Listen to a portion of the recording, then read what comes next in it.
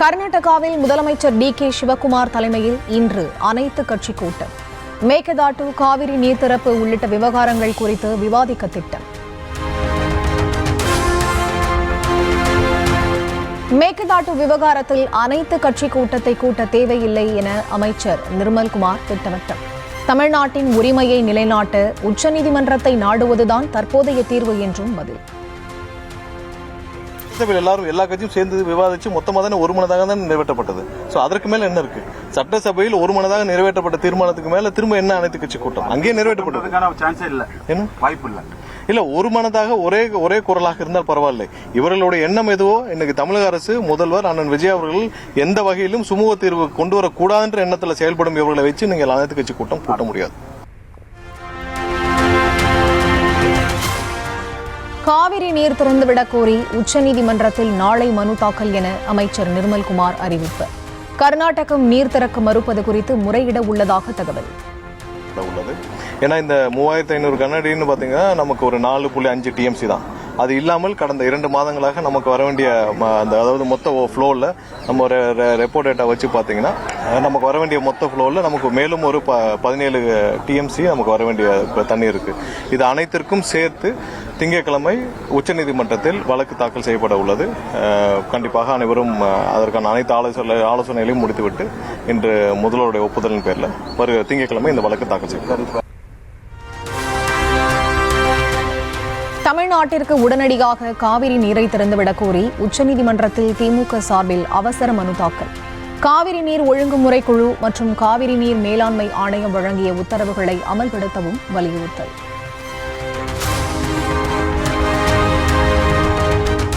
காவிரி விவகாரத்தில் பிரதமரை சந்திக்கவும் அதற்கு முன் அனைத்து கட்சி கூட்டத்தை நடத்தவும் தமிழ்நாடு அரசுக்கு திருமாவளவன் வலியுறுத்தல்.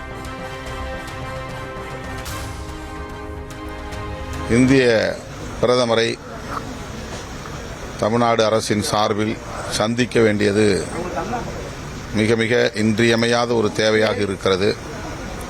அதற்கு முன்னதாக அனைத்து கட்சி கூட்டத்தையும் கூட்ட வேண்டும். ஆகவே இது குறித்து விரைவில் தமிழக அரசு ஒரு நல்ல முடிவை எடுக்கும் என்று நான் நம்புகிறேன். கர்நாடகாவில் தேர்தல் நடைபெற இருப்பதால் காவிரி பிரச்சனையை அரசியலாக்க வாய்ப்புள்ளதாகவும் பேட்டி. மேகதாட்டு விவகாரத்தில் அனைத்து கட்சி கூட்டத்தை கூட்ட மார்க்சிஸ்ட் மாநில செயலாளர் சண்முகம் வேண்டுகோள். காவிரி நீர் வராததால் விவசாயிகளுக்கு ஏற்பட்ட பாதிப்பு குறித்தும் அனைத்து கட்சிகளுடன் விவாதிக்க கோரிக்கை. அவர்கள் அனைத்து கட்சி கூட்டத்தை நடத்தியிருக்கிறார்கள். பாதிக்கப்பட்டிருப்பது தமிழ்நாடு. தண்ணீர் வராதனால் குறுவை சாகுபடி முற்றிலும் பொய்த்துவிட்டது. அடுத்து சம்பா சாகுபடி மேற்கொள்ள முடியுமா முடியாதா என்பது தெரியவில்லை. டெல்டா மாவட்டங்கள் குறிப்பாக நாகப்பட்டினம் உட்பட கடுமையான குடிநீர் பற்றாக்குறையினால் பாதிக்கப்பட்டிருக்கிறது.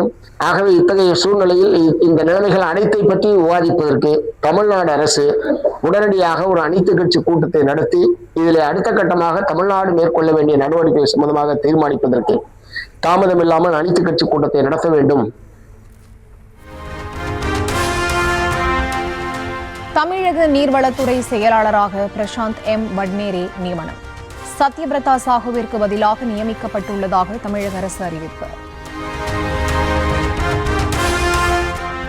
டாஸ்மாக் கடைகளுக்கு மதுபான விநியோகம் செய்ய லாரி ஒப்பந்தம் பெற்றுத் தருவதாக கூறி 30 லட்சம் ரூபாய் மோசடி.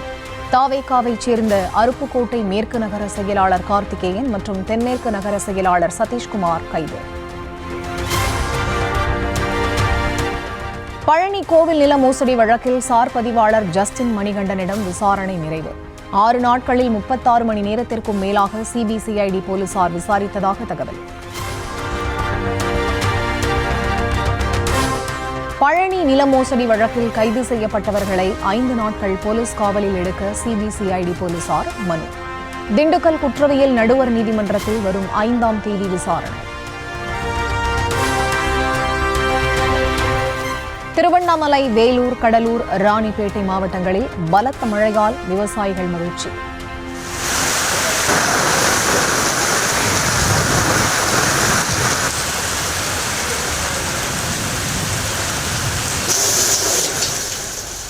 பத்து நாட்களுக்கும் மேலாக வெப்பம் அதிகரித்து வந்த நிலையில் மழை பெய்திருப்பதால் குளிர்ச்சியான சூழல்.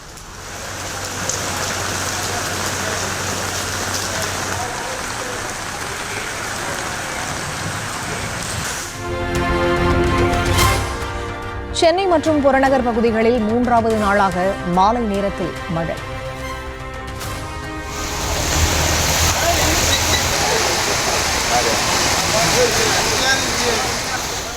காஞ்சிபுரம், செங்கல்பட்டு மாவட்டங்களில் பெய்த மழையால் வெப்பம் தணிந்து இதமான சூழல். மேற்கு தொடர்ச்சி மலை மாவட்டங்களில் பலத்த காற்று மற்றும் இடி மின்னலுடன் இன்று மிதமான மழைக்கு வாய்ப்பு. தமிழ்நாட்டின் பிற மாவட்டங்களிலும் லேசான மழை பெய்யும் என சென்னை வானிலை ஆய்வு மையம் தகவல். மேட்டுப்பாளையம் அருகே பில்லூர் அணையின் நீர்மட்டம் 97 அடியை தாண்டியது. அணைக்கு வரும் 8000 கன அடி நீர் பவானி ஆற்றில் திறக்கப்படுவதால் வெள்ள அபாய எச்சரிக்கை.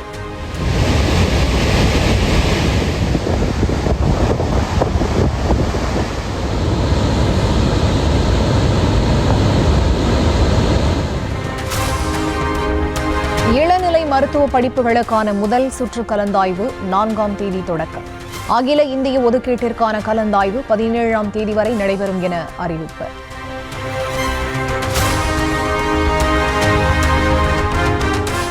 சென்னை ரிப்பன் மாளிகை முன்பு தூய்மை பணியாளர்கள் போராட்டம்.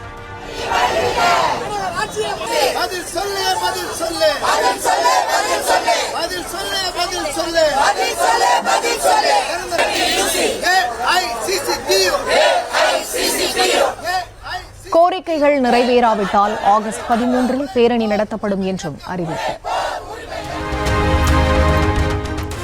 கேரளத்தில் பெய்து வரும் தொடர் மழையால் பம்பா ஆற்றில் வெள்ளப்பெருக்கு.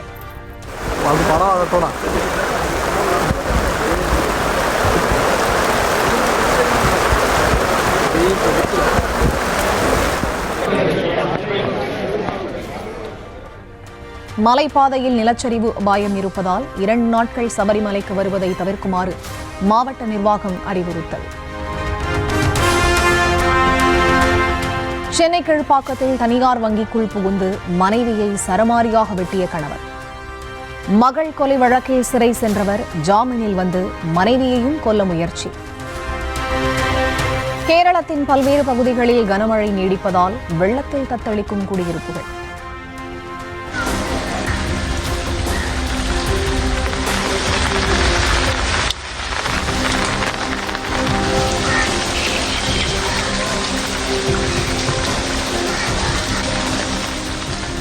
பெரியாறு கரை புரண்டு வருவதால் அலுவா மாவட்டத்தில் சிவன் கோவிலை சூழ்ந்தது வெள்ளம்.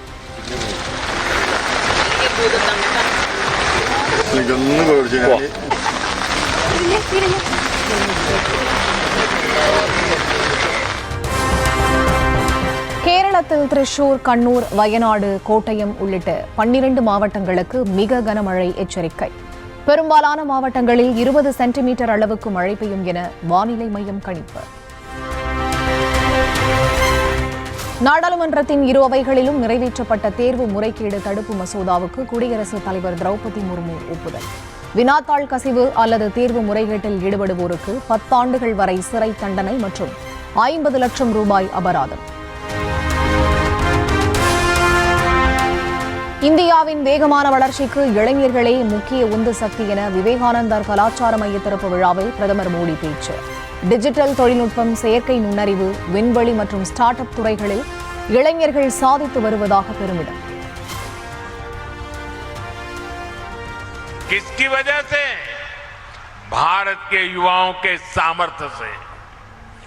आज भारत से बने डिजिटल सॉल्यूशंस दुनिया के अनेक देशों के लिए प्रेरणा बन रहे हैं।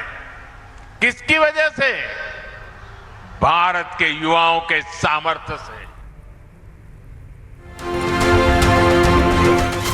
நீட் வினாத்தாள் கசிவு விவகாரத்தில் மாணவர்களுக்கு பிரதமர் மோடி மன்னிப்பு வழங்க தேவையில்லை என ராகுல் சாடல். மாணவர்களிடம் பிரதமர் தான் மன்னிப்பு கேட்க வேண்டும் என்றும் கடும் விமர்சனம்.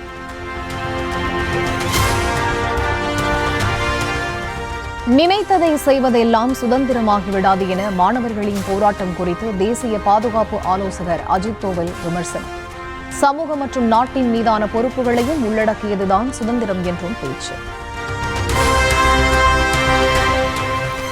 E20 மற்றும் சாதாரண பெட்ரோல் ஆகியவற்றில் நுகர்வோர் விருப்பமானதை வாங்க அனுமதிக்க வேண்டும் என கெஜ்ரிவால் வேண்டுகோள். E20 கலந்த பெட்ரோலுக்கு குறைவான விலையை நிர்ணயிக்க வலியுறுத்தி 4ஆம் தேதி பிரதமர் இல்லம் நோக்கி பேரணி நடைபெறும் என்றும் அறிவிப்பு. விடுதலை நாள் நெருங்குவதால் டெல்லியில் ட்ரோன்கள், பாராகிளைடர்கள், பலூன்கள் பறக்க விடுவதற்கு 16ஆம் தேதி வரை தடை. பயங்கரவாத அச்சுறுத்தல் மற்றும் பாதுகாப்பு முன்னெச்சரிக்கை காரணமாக போலீசார் நடவடிக்கை.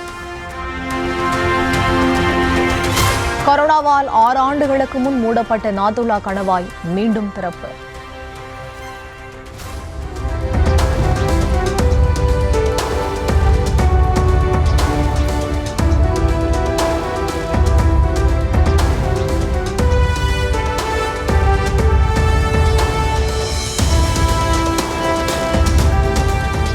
இந்தியா சீனா இடையே வர்த்தகம் அதிகரித்து எல்லைப் பகுதியில் பொருளாதாரம் வலுப்பெற வாய்ப்பு. இலங்கைக்கு இதுவரை 71,250 கோடி ரூபாயை வளர்ச்சி நிதியாக வழங்கியது இந்தியா. கல்வி, ரயில்வே, வீட்டு வசதி உள்ளிட்ட திட்டங்களுக்காக நிதியுதவி அளிக்கப்பட்டிருப்பதாக இந்திய தூதரகம் தகவல். கோவில்பட்டியில் மாநில அளவிலான வில்வித்தை சாம்பியன்ஷிப் போட்டி தொடக்கம்.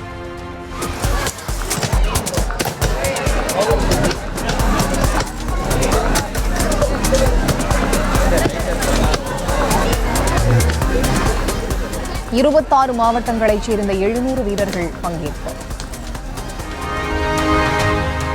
காமன்வெல்த் குத்துச்சண்டையில் ஒரே நாளில் 7 தங்கப்பதக்கங்களை குவித்தது இந்தியா.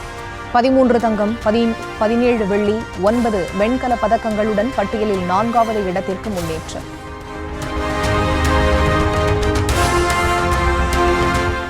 காமன்வெல்த்தில் பதக்கம் வென்ற வீரர் வீராங்கனைகளுக்கு பிரதமர் மோடி தனித்தனியாக பாராட்டு. எதிர்காலத்தில் மேலும் சாதனைகளை படைத்திட வேண்டும் எனவும் எக்ஸ் தளத்தில் வாழ்த்து. காமன்வெல்த் போட்டியில் வெள்ளிப் பதக்கம் வென்ற பிரவீன் சித்திரவேலுக்கு 30 லட்சம் ரூபாய், வெண்கல பதக்கம் வென்ற செல்வ பிரபுவிற்கு 20 லட்சம் ரூபாய். ஒரே போட்டியில் 2 பதக்கங்களை வென்ற வீரர்களுக்கு பரிசுகளை அறிவித்தார் முதலமைச்சர் விஜய்.